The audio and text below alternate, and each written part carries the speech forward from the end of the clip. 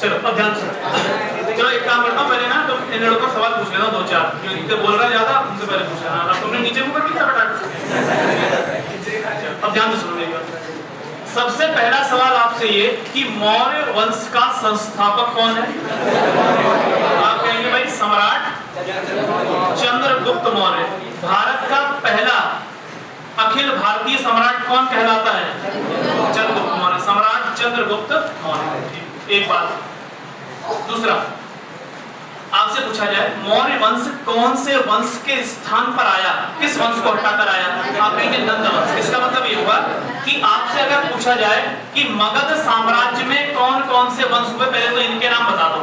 हालांकि आपके सिलेबस में है नहीं, लेकिन कभी भी सवाल ऐसा हो सकता है, क्योंकि मौर्य वंश के आसपास जो वंश होंगे उनसे सवाल आ जाता है। तो मगध साम्राज्य में सबसे पहले वंश का नाम था हर्यक वंश, दूसरे का नाम था शिशुनाग वंश, तीसरे का नाम था नंद वंश, और चौथे वंश का नाम है मौर्य वंश। तो अब आप सीधी सी बात बताओ, मौर्य वंश कौन से वंश के बाद आ रहा है? तो इसका मतलब नंद वंश के अंतिम शासक को मारकर ही आया होगा चंद्रगुप्त मौर्य, और इस वंश का अंतिम शासक था घनानंद। तो घनानंद की हत्या किसने कर दी? चंद्रगुप्त मौर्य ने। और चंद्रगुप्त मौर्य ने कौन से वंश का स्थापना कर दिया? पांचवा वंश आता है शुंग वंश। अब सीधी बात है, शुंग वंश भी आया तो किसी ना किसी की हत्या करके आया होगा। तो इस मौर्य वंश का अंतिम शासक था बृहद्रथ। क्या नाम था?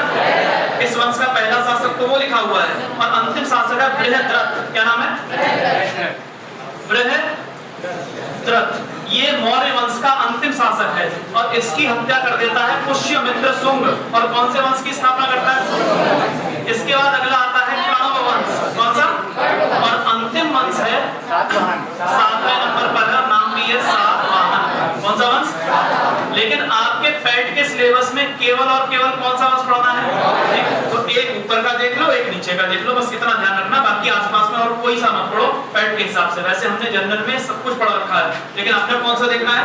मौर्य वंश के आसपास एक नंद और एक शुंग। क्या देखना है कि इसका अंतिम शासक कौन? घनानंद। किसने मार दिया? चंद्रगुप्त मौर्य ने। इसका अंतिम शासक कौन? बृहद्रथ। किसने मार दिया? पुष्यमित्र शुंग ने। और कौन सा वंश बना डाला? शुंग। ठीक, अब देखो, तो बृहद्रथ ये अंतिम शासक है मौर्य वंश का। ठीक है, इसका नाम हम मिटा देते हैं, आगे यूज करेंगे बाद में। अब चंद्रगुप्त मौर्य के बारे में एक सवाल है कि चंद्रगुप्त मौर्य का गुरु कौन है? गुरु का नाम है चाणक्य, और इसने शिक्षा ग्रहण की थी तक्षशिला में। कहां? और तक्षशिला में ही आचार्य कौन थे? चाणक्य। ठीक, और ये भी कहां शिक्षा ग्रहण कर रहा था? तक्षशिला में। अगली बात है, इसकी एक युद्ध, इसका एक युद्ध है बड़ा इंपॉर्टेंट, जो इसने 305 ईसा पूर्व में लड़ा। कब लड़ा? तो आपसे सवाल से इतना पूछेगा कि चंद्रगुप्त मौर्य ने निम्नलिखित में से किस शासक के साथ युद्ध किया है? उसका नाम है सेल्यूकस। क्या नाम है? तो 305 ईस्वी में चंद्रगुप्त मौर्य और Seleucus Nicator versus Seleucus Nicator, या फिर आप केवल इसका नाम सेल्यूकस लिख लो, सेल्यूकस के बीच में एक युद्ध हुआ। इस युद्ध में कौन हार गया? सेल्यूकस। कौन जीत गया? और इस सेल्यूकस ने अपनी पुत्री का विवाह किसके साथ किया? और इसकी पुत्री का नाम क्या है? हेलेना। और हेलेना का विवाह किसके साथ हो गया? अब सुनो ध्यान से। फिर अफगानिस्तान पाकिस्तान का जो पूरा एरिया था वो किसको दे दिया गया? दहेज में चंद्रगुप्त मौर्य को मिल गया। बेटी से शादी भी हुई, एक व्यक्ति और भेजा गया इसके दरबार में, और उसका नाम था मेगस्थनीज। यानी आपसे पूछे बताओ, देखो सेल्यूकस ना यूनानी है, ये कौन है? यूनान का है, क्योंकि सिकंदर का सेनापति था। सिकंदर के साथ आया था ये, लेकिन सिकंदर तो लौट गया, ये नहीं लौटा, ये यहीं रह गया। ठीक है, तो यूनानी है। इसने इसके दरबार में एक दूत भेजा, और उस दूत का नाम है मेगस्थनीज। और ये सवाल खूब पूछा गया है, अभी प्रीवियस ईयर में भी, अभी मैं कराऊंगा क्वेश्चन, उसमें भी है। सवाल ये है कि बताइए चंद्रगुप्त मौर्य के दरबार में यूनान से कौन सा राजदूत आया था? आप कहेंगे मेगस्थनीज। और मेगस्थनीज इसलिए इंपॉर्टेंट है, मेगस्थनीज ने एक पुस्तक लिखी, उस पुस्तक का नाम है इंडिका। क्या नाम है? तो अगर आपसे पूछा जाए बताइए निम्नलिखित में से किस पुस्तक में मौर्य प्रशासन के बारे में जानकारी मिलती है? आपका इंडिका। ठीक, अगर अर्थशास्त्र दिया होगा तो वो भी आंसर होगा, लेकिन दोनों पुस्तकों के नाम कभी साथ में नहीं देगा, या तो इंडिका देगा या अर्थशास्त्र। क्यों? क्योंकि चाणक्य ने कौन सी पुस्तक लिखी थी? अर्थशास्त्र। किसने लिखी है? अर्थशास्त्र। और ध्यान रखना एग्जाम में पूछा हुआ है अर्थशास्त्र किस विषय से संबंधित है? तो आप अर्थव्यवस्था से संबंधित है? किससे? राजनीति से संबंधित पुस्तक है अर्थशास्त्र। ठीक, इसमें सब राजनीति के बारे में लिया गया। इसमें क्या राजनीति के बारे में। अब देखो इधर, इसने पुस्तक कौन सी लिखी है? इंडिका। एक तो भारत के समाज के बारे में, भारत के मौर्य प्रशासन के बारे में जानकारी किसमें मिलती है? इंडिका पुस्तक में। किसने लिखी है? मेगास्थनीज ने। किसने भेजा मेगास्थनीज को? सेल्यूकस ने। कहाँ का है मेगास्थनीज? यूनान का। यूनान का। और कहाँ भेजा? चंद्रगुप्त मौर्य के दरबार में। इसकी बेटी का नाम हेलेना। युद्ध कब हुआ है? 305 ईसा। अब सवाल देखो क्या क्या है जरा इसमें। पहला सवाल है चंद्रगुप्त मौर्य के गुरु कौन थे? ऑप्शन नहीं दे रहे मुझे। दूसरा, चंद्रगुप्त मौर्य के समय निम्नलिखित में से कौन भारत आया था? पहला फाहियान। गलत। तो फाहियान कब आया? फाहियान चंद्रगुप्त विक्रमादित्य के समय, चंद्रगुप्त मौर्य के समय नहीं, चंद्रगुप्त विक्रमादित्य गुप्त वंश में आएंगे तब देखेंगे। दूसरा, ह्वेनसांग हर्षवर्धन के समय। तीसरा ऑप्शन है मेगास्थनीज, ये आया चंद्रगुप्त। और इसमें दिया है अगला ऑप्शन स्ट्रैबो। नहीं, स्ट्रैबो नहीं आया इसके दरबार में। हालांकि स्ट्रैबो यूनानी इतिहासकार है, लेकिन इसके दरबार में नहीं आया है। ठीक है, अगला मौर्य वंश। अब देखो ये कितना अच्छा सवाल। अब ये सवाल अशोक पर है। ठीक, एक बार अशोक पे चलते हैं। इतना आपने पढ़ लिया। अभी सवाल अगर इसमें से आया तो आप बता ही दोगे, मैं मिटा दे रहा हूँ इसको।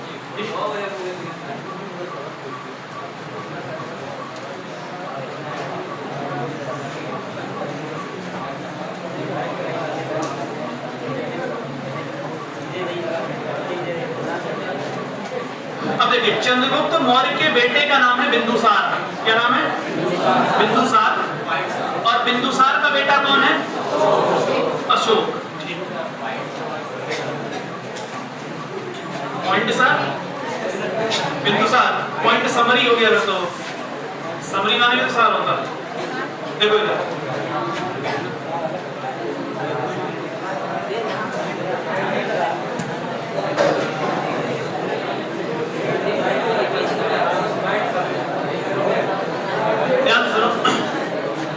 चंद्रगुप्त मौर्य के बाद शासक कौन बना? बिंदुसार। और बिंदुसार यहाँ बैठता है पाटलिपुत्र में। ठीक, पाटलिपुत्र राजधानी यहाँ बैठता है। जिस समय बिंदुसार यहाँ पर राजा है, उसी समय उसने एक इसका क्षेत्र है अवंती। कौन सा क्षेत्र? अवंती का गवर्नर बना रखा है किसको? अशोक। अशोक अवंती का गवर्नर है। और इस बिंदुसार का बड़ा बेटा जिसका नाम है सुसीम, ये सुसीम कहाँ का गवर्नर है?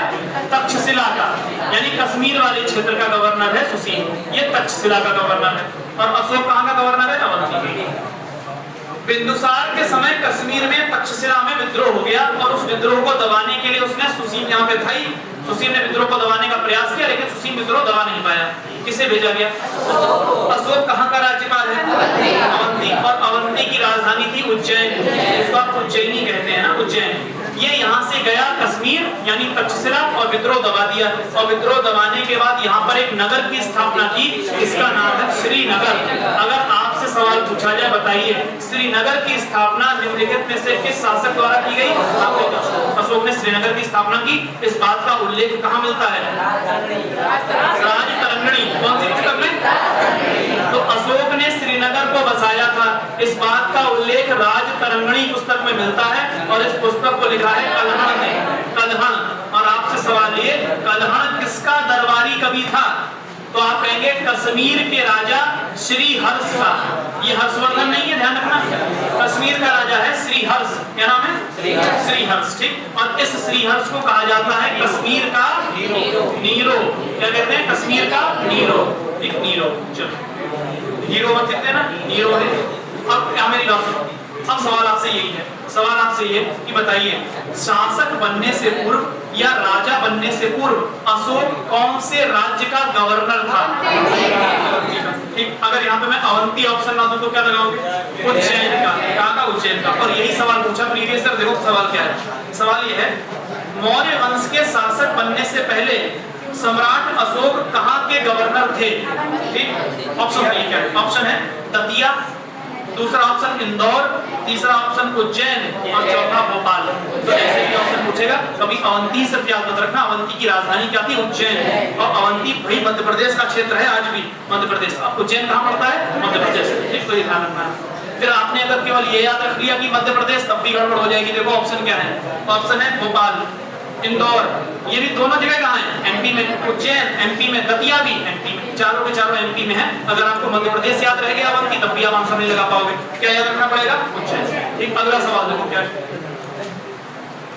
अगला सवाल है, महान मौर्य सम्राट अशोक ने बौद्ध धर्म के किस संप्रदाय का संरक्षण किया था? ये आपको बताना है, हीनयान का या महायान? बहुत बढ़िया बेटा, बहुत बढ़िया। तो मैं तो दोनों में बहुत बढ़िया कह दिया। चलो मेरी बात ध्यान से, मैंने आपको बौद्ध संगतियां पढ़ाई थी, ठीक, और बहुत अभियान करो एक बार, थोड़ा अपना मेमोरी तेज करो। बौद्ध संगति जब चौथी वाली हुई, चौथी बौद्ध संगति कनिष्क ने करवाई, कनिष्क के समय बौद्ध धर्म दो भागों में बट गया, एक हीनयान में, एक महायान में। चौथी बौद्ध संगति में ना अशोक ने कौन से नंबर की संगति करवाई, तीसरी। तो क्या अशोक के समय ये दो भागों में बटा हुआ होगा? इसका मतलब ये हुआ कि उस समय महायान था ही नहीं, जो भी चल रहा था वो सब अशोक, वो सब भगवान बुद्ध के कथनों का पालन कर रहे थे अक्षरशः। यानी जो भगवान बुद्ध के बात का अक्षरशः पालन करेगा वो कौन कहलाएगा, हीनयान। लेकिन जो कहेगा कि नहीं, भगवान बुद्ध की बात जो उन्होंने कहा है उस समय के हिसाब से मानो सही है, लेकिन वर्तमान के हिसाब से उसमें सुधार होना चाहिए, वो कहलाएगा महायान। क्या कहलाएगा? इसका मतलब ये हुआ कि हीनयान कौन हो गए, रूढ़िवादी। कैसे हो गए? जो परंपराओं को मानते हुए चलते हैं, पुरानी परंपराओं को मानते हैं। महायान हो गए उदारवादी, जो मानते हैं समय के साथ साथ परंपराओं में परिवर्तन होना चाहिए। अब बताओ, ये वाला विभाजन तो हुआ चौथी बौद्ध संगति में। मैं पूछ रहा हूँ अशोक ने किसका समर्थन किया है? तो आप कहोगे अशोक ने हीनयान का, क्योंकि पहले ये लोग कौन हुआ करते थे, रूढ़िवादी। तो ध्यान रखना, चौथी बौद्ध संगति में ये दोनों आए हैं, लेकिन अशोक अगर पूछे किस संप्रदाय को संरक्षित किया तो आप कहेंगे हीनयान। ये पूछा हुआ सवाल है, तो ध्यान रखना अशोक ने हीनयान, और जबकि कनिष्क का अगर पूछेगा, कनिष्क ने महायान को समर्थन दिया है। ये रहा कनिष्क का महायान, ठीक, ध्यान रखना। और आज अगर आपसे पूछे बताइए पूरी दुनिया में कौन से बौद्ध ज्यादा हैं, हीनयान की महायान? महायान। पूरा चाइना, जापान, यानी भारत के उत्तर में जितने भी देश हैं वो सारे कौन से बौद्ध का पालन करते हैं, महायान। भारत के दक्षिण में जितने हैं वो कितने, हीनयान। जैसे श्रीलंका, श्रीलंका में कौन सा बौद्ध धर्म चलता है? कारण भी है, अशोक ने बौद्ध धर्म का प्रचार करने के लिए अपने बेटे और अपनी बेटी को कहां भेजा था, श्रीलंका। बेटे का नाम महेंद्र, बेटी का नाम, ठीक। तो अशोक ने अपने पुत्र महेंद्र और अपनी पुत्री संघमित्रा को बौद्ध धर्म के प्रचार के लिए कहां भेजा?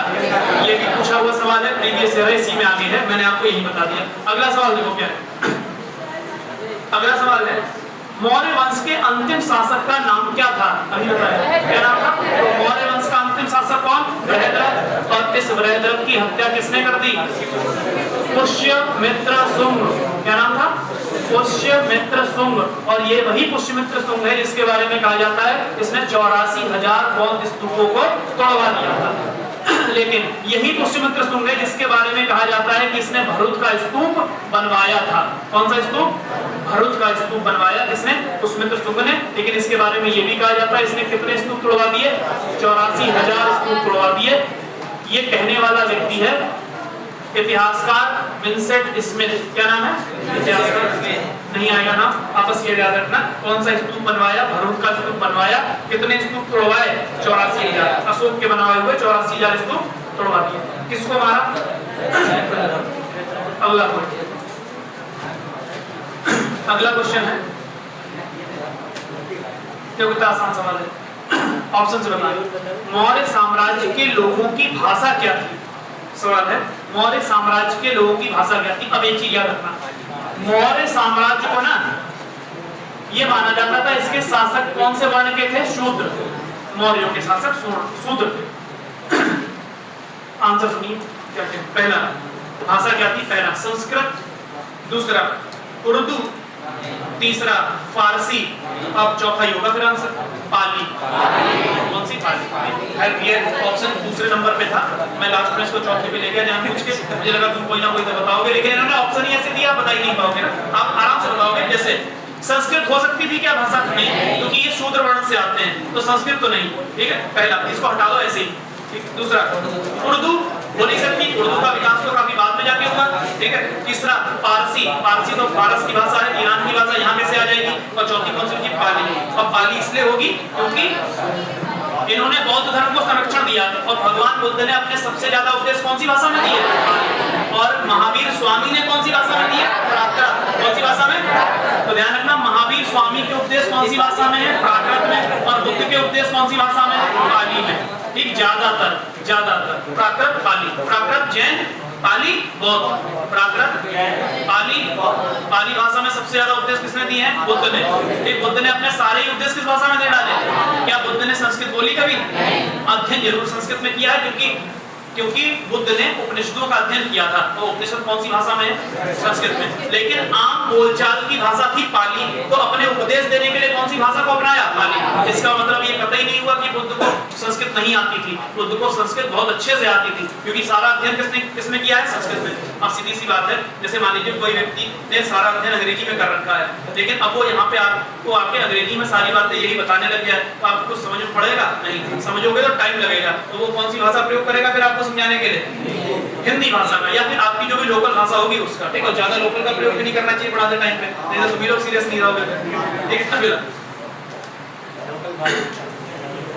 अगला सवाल है, देखो मौर्य साम्राज्य में ना कभी भी सवाल आ जाए स्तूप किसने बनवाया है? स्तूप किसने बनवाया? आंसर एक ही है, अशोक। और किसी ने उसमें पूछा यही है कि बताइए मौर्य साम्राज्य के किस शासक ने सांची का स्तूप बनवाया? अशोक। अब कोई सा भी तुमसे पूछेगा वो अशोक का ही है, क्योंकि मौर्य साम्राज्य में स्तूप बनवाने वाले शासक का नाम ही क्या है? अशोक। एक तो खाली उन्होंने क्वेश्चन बढ़ाने के लिए पूछा, ये बेमतलब का सवाल है। अगला देखो, मौर्य वंश के अंतिम शासक का ब्राह्मण सेना प्रमुख कौन था? सवाल क्या पूछ रहा है, समझ गए? मौर्य वंश के अंतिम शासक कौन का ब्राह्मण सेना प्रमुख कौन था? ऐसा इसलिए पूछा, इसने डायरेक्ट सेनापति इसलिए नहीं पूछा, किसी भी राजा का कोई एक सेनापति नहीं होता था।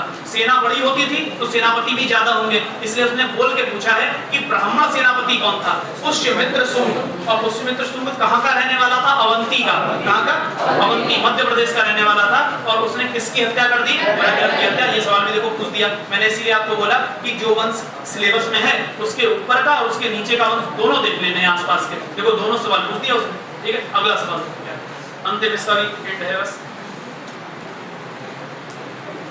ये सवाल जिसने बड़ा आसान करके पूछ दिया, मैं आपसे टप करके पूछता हूँ। ठीक है, जिसने आसान पूछा वो आप बता दोगे। सवाल ये है, एक झील है सुदर्शन। अब तुम समझ गए होगे सवाल क्या है। ठीक, कौन सी झील है? सुदर्शन। आप मुझे ये बताओ, जो सवाल पूछा मैं बताऊंगा बाद में क्या पूछा है, बहुत आसान पूछा है, मैं थोड़ा टफ पूछता हूँ। आपसे पूछा जाए, बताइए सुदर्शन झील का उल्लेख कौन से अभिलेख में है? अब ये सवाल थोड़ा टफ बन गया, उतना टफ भी नहीं है, पढ़ा है। इस झील का उल्लेख कहाँ है? जूनागढ़ के अभिलेख में। जूनागढ़ के अभिलेख में। अब उसने सवाल ये पूछा है कि बताओ सुदर्शन झील है कहाँ, कौन से राज्य में? बताओ कहाँ है? गुजरात में। सुदर्शन झील कहाँ है? गुजरात। अब देखो यहाँ पर जैसे ये है गुजरात, ठीक, गुजरात का क्षेत्र। गुजरात का ये वाला जो हिस्सा है ना, ये इसको कहते हैं काठियावाड़। क्या कहते हैं? और इसी काठियावाड़ के हिस्से में एक झील पड़ती है, उस झील का नाम क्या है? सुदर्शन झील। और इस झील का निर्माण करवाया था सम्राट चंद्रगुप्त मौर्य ने। किसने करवाया था? ये बात कहाँ लिखी हुई है? जूनागढ़ के अभिलेख में। अब सवाल ये, जूनागढ़ का अभिलेख किसने लिखवाया? तो आप कहेंगे सत राजा रुद्रदामन। किसने लिखवाया था? और कब लिखवाया था? 150 ईस्वी में। कब लिखवाया? यानी अशोक और उसके वंश का अंत होने के काफी समय के बाद 150 ईस्वी में। तो रुद्रदामन इसमें क्या लिखता है कि जूनागढ़ के अभिलेख में कि गुजरात के काठियावाड़ क्षेत्र के शुष्क स्थान पर, क्योंकि शुष्क इलाका है बिल्कुल, यहाँ पर पानी वानी ज्यादा नहीं होता है, तो यहाँ पर सिंचाई इत्यादि के लिए कौन सी इसका निर्माण कराया गया? कौन सी झील का? सुदर्शन झील का। तो आपसे अगर सवाल सिर्फ ये पूछे सुदर्शन झील का उल्लेख कौन से अभिलेख में है, तो तुम कहोगे जूनागढ़ का अभिलेख। जूनागढ़ का अभिलेख किसने बनवाया? रुद्रदामन। एक बात। अगला, सुदर्शन झील कहाँ है? तो तुम कहोगे गुजरात। गुजरात में भी कहाँ है? तो काठियावाड़। काठियावाड़ कौन सा हिस्सा है गुजरात का? नीचे वाला ये हिस्सा, जहाँ पर पोरबंदर है। तो इसीलिए गुजरात के इस नीचे हिस्से में रहने वाले लोगों को काठियावाड़ी कहा जाता है। क्या कहा जाता है? काठियावाड़ी। क्या कहते हैं? और गांधी जी भी कौन थे? गांधी गांधी जी काठियावाड़ी थे, ध्यान रखना, यानी काठियावाड़ क्षेत्र, क्योंकि पोरबंदर यहाँ पे है, देखो बिल्कुल ये पॉइंट पे, समुद्र के किनारे पोरबंदर, तो कौन से हिस्से में हुआ, नीचे वाले। तो गांधी जी क्या थे, काठियावाड़ी। एक काठियावाड़ी एक तरह से आप समझो वैश्यों का एक समुदाय होता है, ठीक है, वैश्य बनिए जो होते हैं गुजरात में, वो होते हैं काठियावाड़ी। फिर आपने सुना होगा राजस्थान में मारवाड़ी, मारवाड़ी सुने, ठीक, मारवाड़ी, चलो बहुत अच्छे। अगला इसी में सवाल देखो, इस झील का पुनर्निर्माण भी हुआ बाद में, बनवाई किसने है, चंद्रगुप्त मौर्य ने, चंद्रगुप्त मौर्य ने।